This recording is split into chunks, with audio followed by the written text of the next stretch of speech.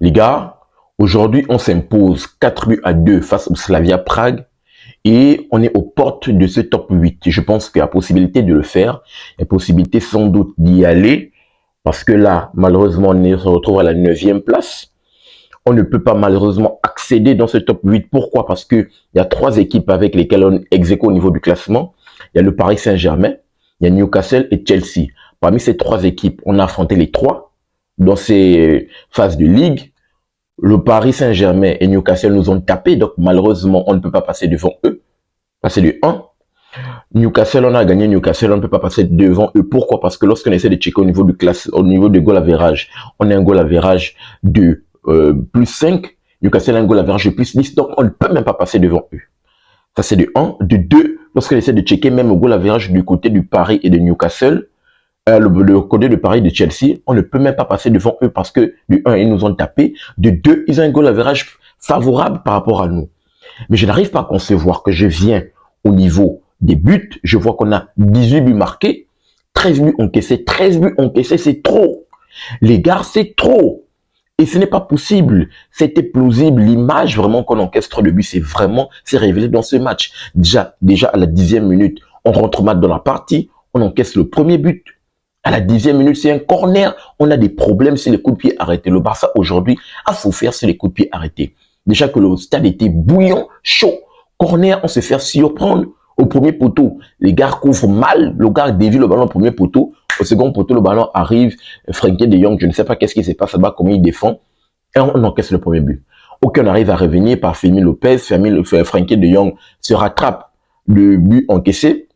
C'est une très belle passe, un enchaînement de la part du Barça exceptionnel, touche de balle. C'est Rafinha qui fait ce geste technique-là pour remettre à Frenkie de Jong dans le bon tempo, bien évidemment, avec cette grosse densité dans la défense, mais avec ce calme dans le bon tempo, sa qualité technique remet à Firmino Lopez qui frappe au premier poteau. Malheureusement, le gardien ne fait pas bien.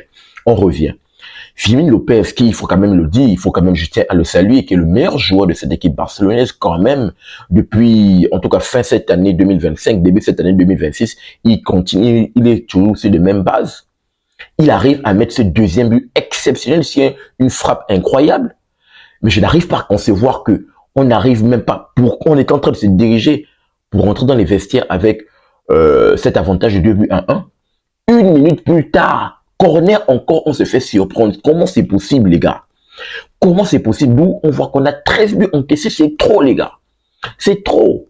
Il va falloir rectifier le tir qu'on encaisse trop de buts, là. On encaisse un peu trop. Oui, on marque plus de buts que l'adversaire, mais on encaisse trop. Voilà, on se retrouve dans un classement. On a du mal même à passer. On est ex-aequo avec certaines équipes, mais on a du mal à passer parce que du 1, ils nous ont tapé en confrontation directe. De 2, au niveau du goal average, on est défavorable. Pourquoi? Parce qu'on marque, oui, beaucoup de buts, certes, mais on encaisse trop. La différence entre but encaissé, but marqué est défavorable pour nous parce qu'on encaisse trop de buts. On encaisse trop et ce n'est pas normal. Bon, au moins si on gagne ce match, c'est quand même la très bonne nouvelle. Daniel Olmo qui rentre, qui va mettre un super but incroyable, frappe en pleine lucarne. Et bien évidemment, Saint-Robert va nous mettre le dernier but. Donc, on est là aux portes de ce top 8, bien évidemment, qui nous empêche de jouer les matchs de barrage. Mais on encaisse trop de buts. Je ne sais pas qu'est-ce que cela vous inspire. Dites-moi dans les commentaires vraiment cette affaire-là. 13 buts encaissés. Lorsqu'on essaie de checker dans le top 8, Arsenal a 2 buts encaissés.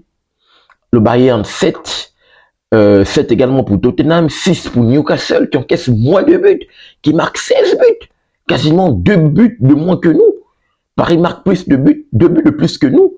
Chelsea marque 14 buts, 4 buts de moins que nous. Les gars, on encaisse trop, il va falloir que Hansi Flick restitue le tir. Lorsque j'essaie de checker au niveau des derniers matchs, donc par rapport à nos concurrents directs, dans le dernier match, la dernière journée ultime, on va jouer Copenhague et on sera bien évidemment au Camp Nou, il n'y a pas de souci. Par contre, Chelsea va se déplacer sur la pelouse de Naples. Je m'attends à ce que Chelsea perde des points pour qu'on passe numériquement devant eux. Et le Paris Saint-Germain va jouer Newcastle. Donc, nos concurrents directs là-bas vont quasiment s'affronter. Paris Saint-Germain et Newcastle vont s'affronter. Donc, forcément, il y a un qui perdra des points. Je pense qu'on aura la possibilité de passer devant eux. De l'autre côté, on a Chelsea également. On espère que Chelsea perd des points. Donc, au moins, on a 2 concurrents directs qui vont perdre des points. Je pense que Paris va s'imposer face à Newcastle. Donc, Newcastle perdra des points. Déjà, en confrontation directe, je pense qu'on peut choper leur place. Et Chelsea pourrait peut-être également peut perdre des points sur la pelouse de Naples. On verra ce que ça va donner. Donc, on se retrouve dans une situation où on va se reposer sur bien évidemment les autres qui doivent perdre des points, mais également sur nous, il va falloir faire le job face à Copenhague qui, on doit même s'imposer dans une manita 5-0, 8-0. Il va falloir que le Barça s'impose sur un large score, bien évidemment, dans l'ultime journée de cette phase de Ligue de la Ligue des Champions. Dites-moi qu'est-ce que cela vous inspire. Je vous attends dans les commentaires.